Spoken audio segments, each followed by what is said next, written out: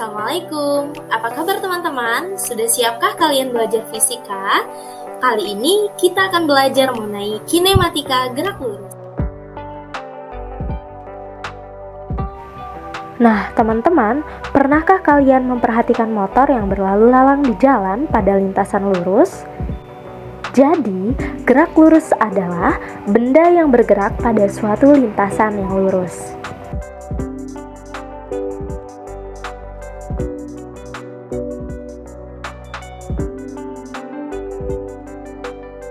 Nah, dari ketiga video tadi, dapatkah kalian menjelaskan kesimpulannya? Teman-teman, gerak lurus dibagi menjadi dua, yaitu gerak lurus beraturan atau GLB dan gerak lurus berubah beraturan atau GLBB. Teman-teman, menurut kalian, apakah kereta yang berjalan di lintasan rel termasuk GLB atau GLBB?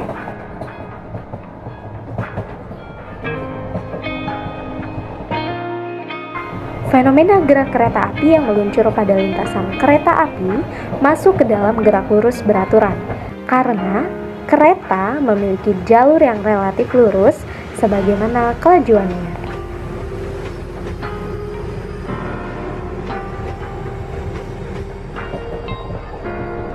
Lintasan kereta pun sebetulnya mengalami pembelokan, namun secara keseluruhan dia tetap bergerak lurus.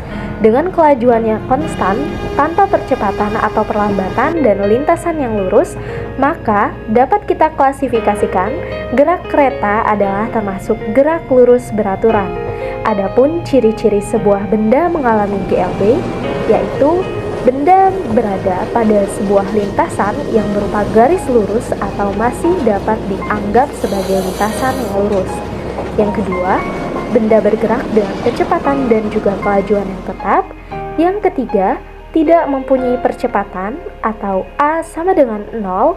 Dan yang keempat, pada kecepatan berbanding lurus dengan perpindahan dan berbanding terbalik dengan waktu.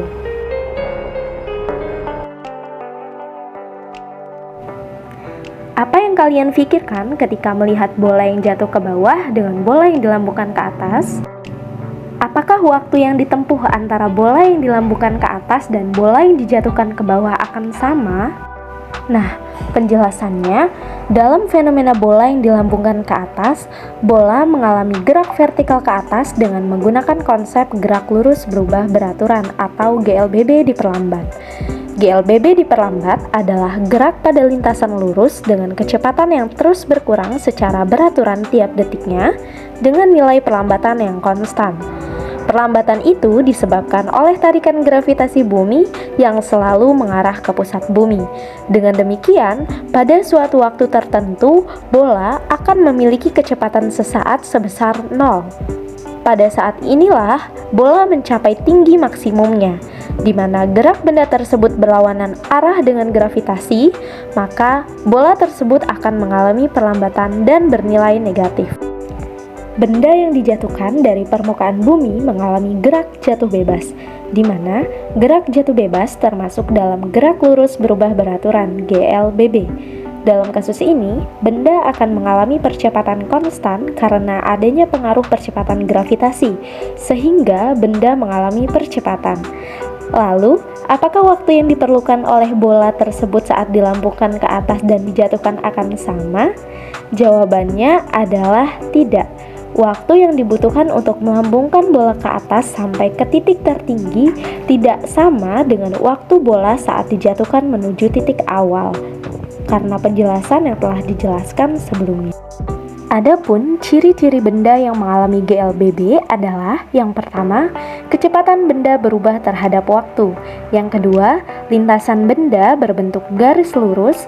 Dan yang ketiga, memiliki percepatan atau perlambatan. Dengan percepatan A tidak sama dengan 0. Selanjutnya ada rumus-rumus GLB dan juga GLBB.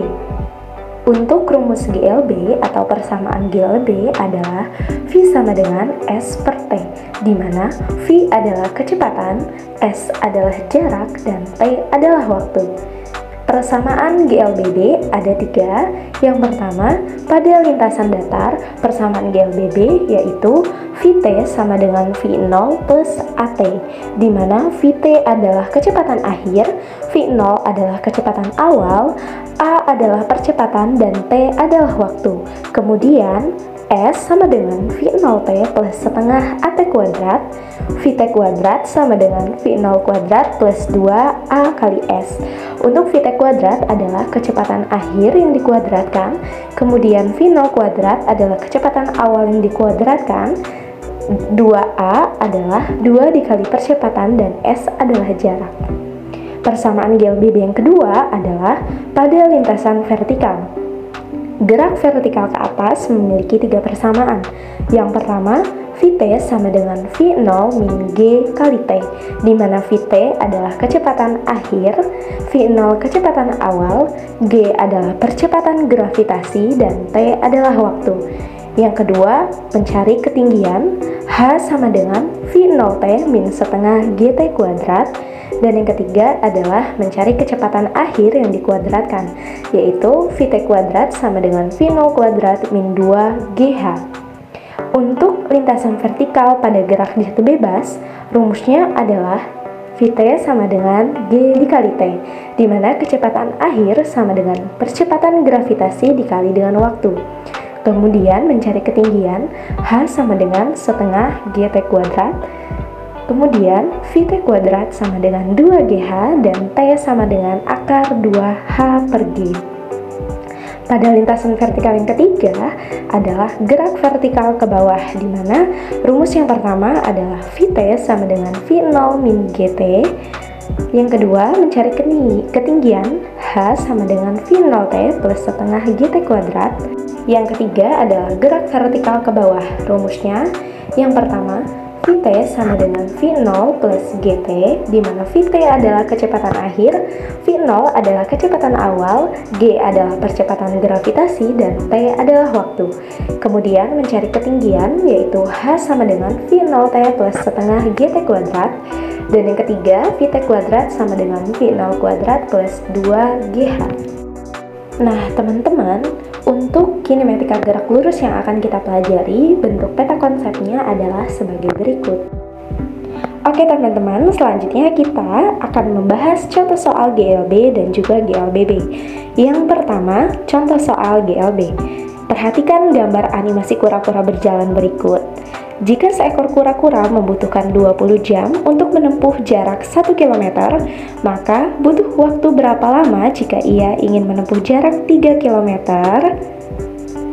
Oke, pembahasannya adalah kita harus mencari terlebih dahulu kecepatan kura-kura, di mana menggunakan rumus V sama dengan S per T, di mana S-nya sama dengan 1 dan T-nya sama dengan 20. Jadi, dapat dihasilkan untuk V-nya adalah 0,05 km per jam. Sehingga, untuk jarak 3 km, kura-kura akan membutuhkan waktu tempuh selama T sama dengan S per V, 3 per 0,05, yaitu 60 jam. Untuk contoh soal yang kedua adalah contoh soal GLBB. Perhatikan gambar animasi bola yang dijatuhkan dari puncak menara. Sebuah bola dijatuhkan dari puncak menara setinggi 45 meter. Apabila percepatan gravitasi bumi 10 meter per sekon kuadrat, maka kecepatan bola ketika menyentuh tanah adalah... Untuk pembahasannya, yaitu teman-teman, untuk menjawab soal ini, maka kita harus menghitung terlebih dahulu waktu bola sampai ke tanah, di mana menggunakan rumus T kuadrat sama dengan 2 H per G sama dengan 4 sekon kuadrat. 2 dikali 45 per 10 sama dengan 9 sekon kuadrat, sehingga T sama dengan akar 9 sekon kuadrat, yaitu 3 sekon. Maka kecepatan bola ketika mencapai tanah adalah V sama dengan G kali T. G-nya 10 meter per sekon kuadrat, T-nya adalah 3 sekon, sehingga V-nya menjadi 30 meter per sekon. Nah, teman-teman, dari penjelasan yang telah dijelaskan sebelumnya, dapat kita simpulkan bahwa yang pertama, gerak lurus merupakan peristiwa gerak benda yang memiliki lintasan berupa garis lurus. Kemudian, gerak lurus beraturan atau GLB adalah gerak suatu benda pada lintasan garis lurus dengan kelajuan tetap. Sedangkan gerak lurus berubah beraturan atau GLBB adalah gerak suatu benda pada lintasan garis lurus dengan percepatan tetap. Oke, gimana nih teman-teman? Udah paham belum mengenai materi GLB dan GLBB? Pastinya udah paham banget dong ya. Oke, untuk menguji pemahaman teman-teman, jangan lupa kerjakan soal evaluasinya ya. Baiklah, sekian penjelasan tentang materi kinematika gerak lurus. Wassalamualaikum warahmatullahi wabarakatuh. Sampai jumpa lagi teman-teman.